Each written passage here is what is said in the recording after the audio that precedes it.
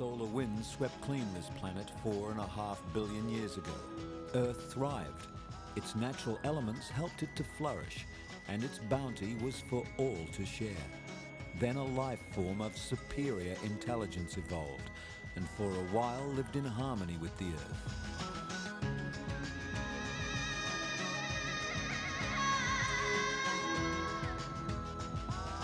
But paradise has been put into jeopardy. The motives are irrelevant. The consequences, severe.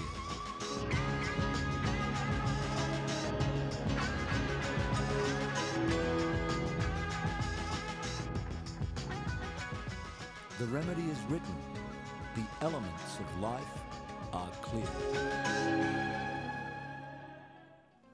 In this edition of Elements, British scientists are using a DNA marking technique to help learn more about the humble bumblebee. The number of bees, vital in cross-pollinating crops, have been falling for many years. Women in Kenya have become environmentally conscious. They've even taken up pounding leaves and other natural materials as a source of energy, turning away from the traditional charcoal and burning of wood. New York had its own version of the Loch Ness Monster recently, but alligator wranglers flown in from Florida solved the mystery and captured the creature that took up temporary residence in New York City's Central Park. And China's Great Wall has withstood wave after wave of invaders, but finally it has succumbed to trash. A German artist has lined the venerable monument with 1,000 life-size figures, or as he calls them, trash people.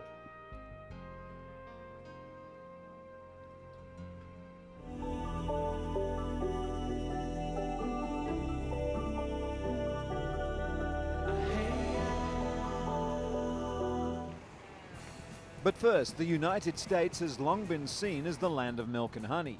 But in Philadelphia, some say, there's a little too much milk and too much honey. In terms of population, Philadelphia is America's 5th largest city, boasting 5.8 million residents. In terms of size per individual, however, experts say it is by far the biggest city in the nation. Apart from lack of exercise, much of the blame for Philadelphia's flabbiness is being placed on the city's famous Philadelphia cheesesteak sandwich. But the mayor's office puts it more bluntly. It says that Philadelphia's residents are simply too fat. Mayor John Street is trying to slim the city down by challenging the city to lose 76 tons of weight in 76 days. The 76 reference dates back to the signing of the Declaration of Independence in Philadelphia in 1776. 76 tons is a lot of weight to lose, even for a city that almost 6 million people call home. Mayor Street tells his constituents not to stop eating Philadelphia's famous fatty delights, but rather to consider healthy foods as well and to get more exercise. The alternative may be that Philadelphia, the city of brotherly love, could soon lose its motto and have to become the city of blubbery love.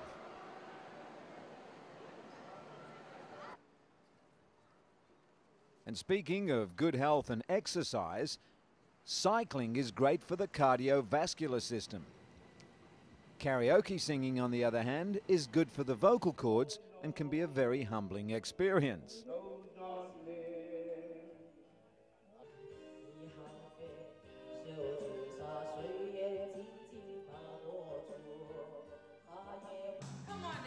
The research division at Crunch Fitness has concocted a new fitness regime that combines cycling and karaoke. Naturally, they've called it Cycle Karaoke. The vocal cords as well as the glutes get a thorough workout to the strains of crowd-pleasing classics like Billie Jean and Fame. Participants get started by helping the instructor pick out their favorite dance, disco or Motown tune. The microphone then makes its way around the room until someone with a big enough ego rises to the challenge and belts out the first popular tune. For some reason, the most musically challenged are always the first to volunteer.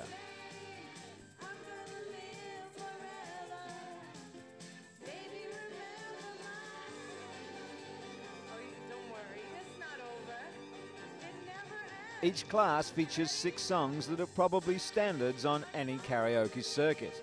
In between the karaoke numbers, the instructor leads the group through a serious spinning workout.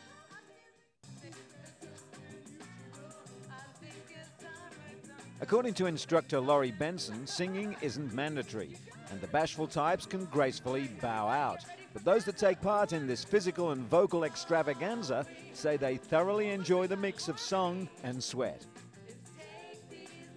Benson believes the karaoke element gives a spinning class a little extra zest. It adds a new challenge and a new atmosphere for anyone who's feeling a little burnt out and bored by the regular cycle class. Even the instructors can get in on the act.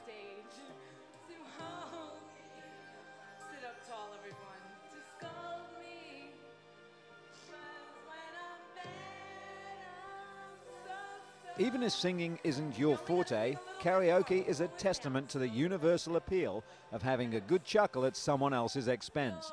But at Crunch's Cycle karaoke class, they just add a new spin to it.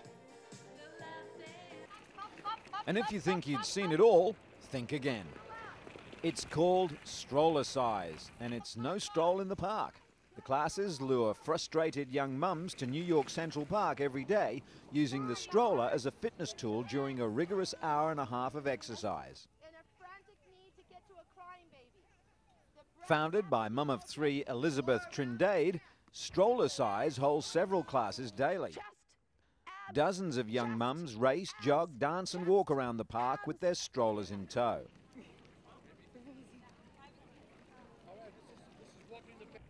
Participants say it not only helps them lose those pregnancy pounds and get fit, but also saves their sanity, allowing them to socialise with other young mums and get out of the apartment without having to pay for a babysitter.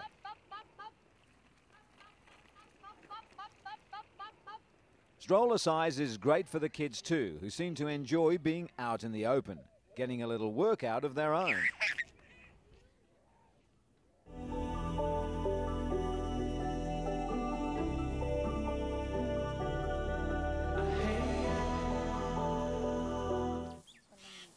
The absence of a safe water supply contributes to an estimated 80% of disease and death in the developing world. For more than 1 billion people, clean water is a luxury that remains out of their reach. In Africa, it's a basic human right denied to 62% of the population.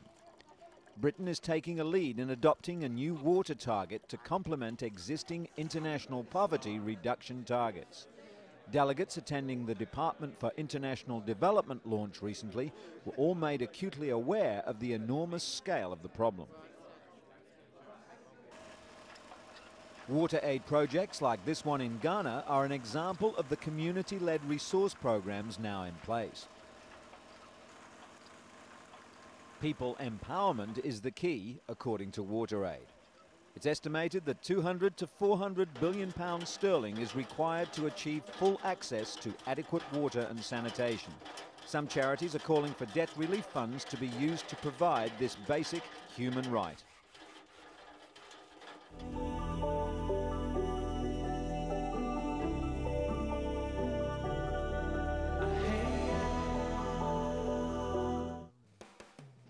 It's thought that at least 4 of the 19 species of British bumblebee are now extinct. The bees are vital to the agricultural environment. They're pollinators of both wildflowers and commercial crops, particularly tomatoes and strawberries. Their falling numbers are blamed on modern farming methods, the increased use of pesticides, and the loss of hedgerows in recent years. Scientists at Southampton University in southern England are using a DNA fingerprinting technique to mark 300 bees. By identifying which bees are worker bees and where they come from, the scientists can work out the areas and conditions that are most suitable for them to increase their numbers and advise farmers of the results. Agricultural firms regard this pilot project as vital. One tomato plant company has had to import bumblebees from Holland due to the lack of local species. It's hoped that by the time mated queens emerge from the hibernation early next spring to feed on flowers and search for suitable locations to begin their colonies, farmers will be employing new bee-friendly techniques for managing the English countryside. And with the start of summer in Japan, city dwellers flock to the Firefly Room in a trendy shopping district to experience the season a bit early. Small room on the busy street corner of Tokyo's Ginza district is full of fireflies which glow and flicker in the dark. According to Seiko Hiyashi, the official in charge of the Firefly Room, over 3,000 insects are on display and just as many people have already been in to see them. For many children living in and around Tokyo, this was the first time they were able to see real live fireflies. When their parents were children, these nocturnal luminous insects were commonplace, but now they're much harder to find. The temperature and humidity of the Firefly Room is carefully controlled to match the climate of Okayama, located in southern Japan. The insects were originally brought from the mountain village of Okayama, and so it's important to keep them at a temperature they're comfortable with. Fireflies don't bite, sting, or carry disease. They can't even fly fast and are quite harmless. They have a lifespan of 2 months, which means that some have already died and others have stopped shining. But many people were glad to see them, although they lacked their original luster. Scientists still don't know if the glow is a defense mechanism or mating call, but it's fascinating either way.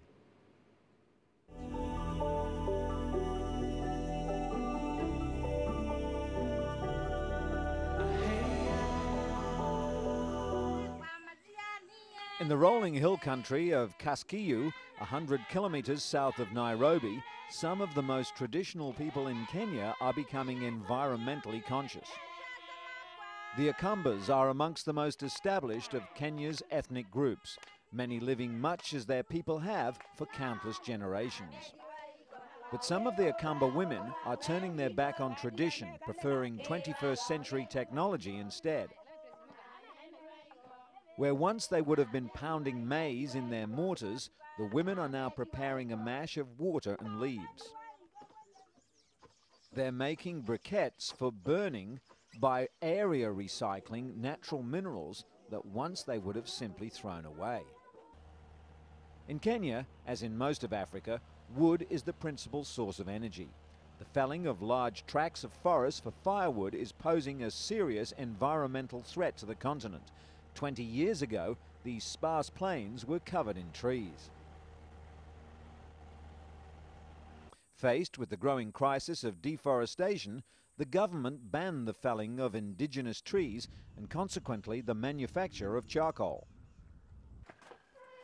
In the rural areas of Kenya, women use wood for cooking. They walk long distances to collect fuel every day a little further as the wood gets rarer. The men in the villages take care of the charcoal making. There's a big market for charcoal, particularly in the towns where wood is not available.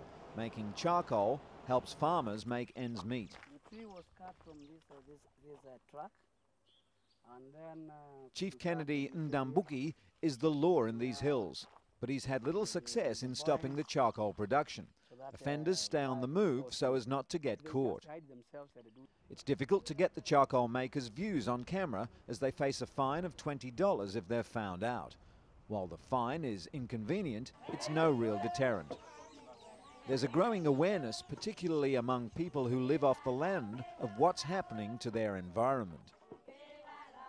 For more than a year, Mary Monbois and her neighbours have been using this simple system imported from America. The wooden press was their only investment, but it was shared by the community. Now they just need a little woman power and some leaves. They can use mango and papaya leaves and maize husks, but any plant will do. The briquettes, which are easily dried in the sunlight and burned for up to 45 minutes, create more than enough heat for cooking and warming a home. Mary's now spreading the word, welcoming women from around the region and showing them how to protect the environment. Chief Ndambuki also gets people to come and see Mary and even forces the charcoal producers he's caught to hear what she has to say. It offers them a good alternative to chopping down the trees. Already there are plans to use the fast-spreading water hyacinth that's choking many of Africa's waterways to make briquettes. One approach would be to sell the briquettes wherever charcoal was being sold. By selling it cheaper than charcoal, locals would be encouraged to purchase the briquettes and then see how the results were benefiting their environment.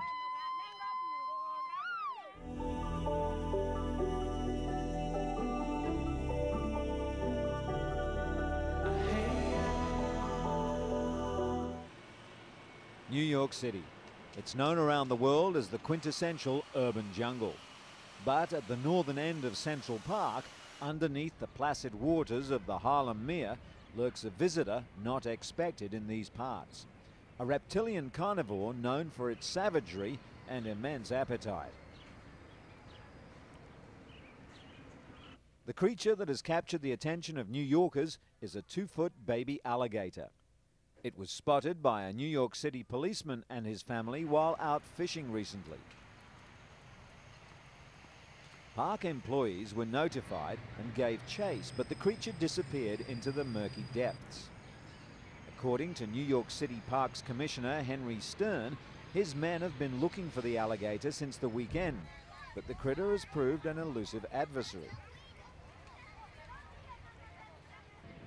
It isn't the first time an alligator has been spotted in a city park. A few years ago, a 3-foot alligator was found in another park and wrestled to the ground by park employees. This Central Park alligator has captured the attention of New Yorkers. Everyone has their own idea about where it came from. But according to Stern, if the Parks Department is able to capture the elusive alligator, everyone will know where it's going, to Florida, where winter's a little more to its liking. The council was also thinking about calling in an expert to help corral the critter, and jokingly wondered if Crocodile Dundee was available to tackle the job. Still, even the bravest of New Yorkers might take a little advice from the Parks Department and stay out of the water. Just days after the first sighting, everybody was shocked to discover the creature was real. The elusive reptile was found in a pond on the northern end of New York's Central Park. According to experts, it wasn't an alligator, but a spectacled caiman instead. The famous creature was then captured by Mike and Tina Bailey, who'd flown to New York from Florida to help in the pursuit. They paddled out and caught the reptile just 45 minutes later. The 2-foot-long reptile is from South and Central America and is on the protected species list in Florida, where a large population already exists. 23-year-old alligator expert Michael Bailey normally works for the Seminole Indian tribe in Florida, but was given a medallion to thank him for his efforts in New York. Bailey had earlier warned New Yorkers to stay away from the creature and not try to feed it for their own safety, as well as a concern that if the animal became used to being fed, it would not be able to return to the wild. As small as the specimen caught may have appeared, a young caiman is capable of biting off a finger if anyone gets too close. As adults, caimans can grow to 8 feet and weigh between 200 and 300 pounds. But the capture hasn't kept curious spectators from peering over the banks to hopefully catch a glimpse of another toothy critter. So far, none has been spotted. As for the gator, who lived in Central Park a short while, he isn't destined for a simmering pot or the local handbag store either. Park officials plan to find a good home for their famous runaway caiman. And speaking of unusual reptilian discoveries, tiny conjoined crocodiles were born recently at the Samet Prakan Crocodile Farm near Bangkok. The park's executive director doesn't know how to care for the rare twins and has launched an internet appeal for advice. More than 200 baby crocodiles are hatched at the farm every day, but this is the first time the employees have had to deal with conjoined or Siamese twins. The staff were shocked when they saw the joined creatures. At first they tried to pull the baby croc from its shell, but were unable to, and soon realized that another was connected. The unusual pair have 2 heads, 2 bodies, but just 1 tail.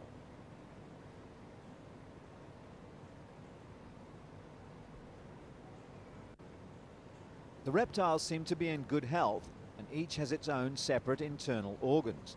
The main problem is that they share the same digestive system. Vets say it's too soon to operate, but the staff hope they'll be able to stay joined. They think they just need a little time to get used to each other, and for the staff to get used to them too. While the baby crocs were eating normally from the very beginning, an interesting problem was observed during the first 3 days. As one tried to sleep, the other would wake and try to move, so not much rest could be had by either of the animals. They've since learned to sleep and wake at the same time. Samut Prakan Crocodile Farm is one of the largest in the world, with around 150,000 reptiles. The freshwater crocs are on display to the public and are also killed for their skin and meat, considered a delicacy in parts of Asia.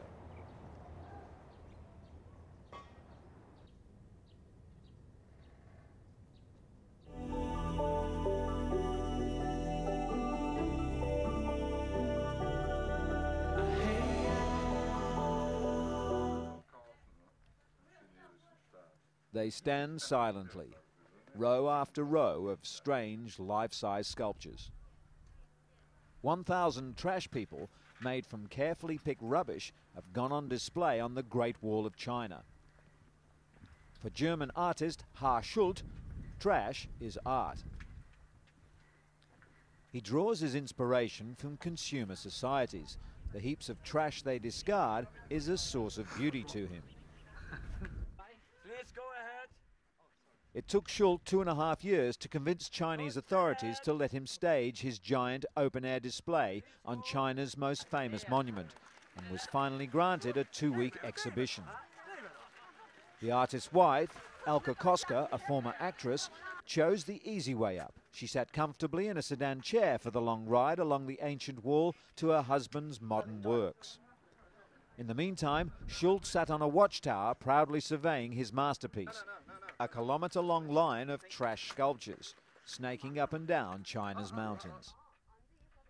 Schult's inspiration came from artists like Picasso, as well as from one of China's major archaeological discoveries. Farmers living at the foot of the Great Wall were initially baffled when they saw trucks offloading 16 containers. It took 100 workers over 2 weeks to carry the sculptures, each weighing as much as a human being. Many people thought it was just crazy.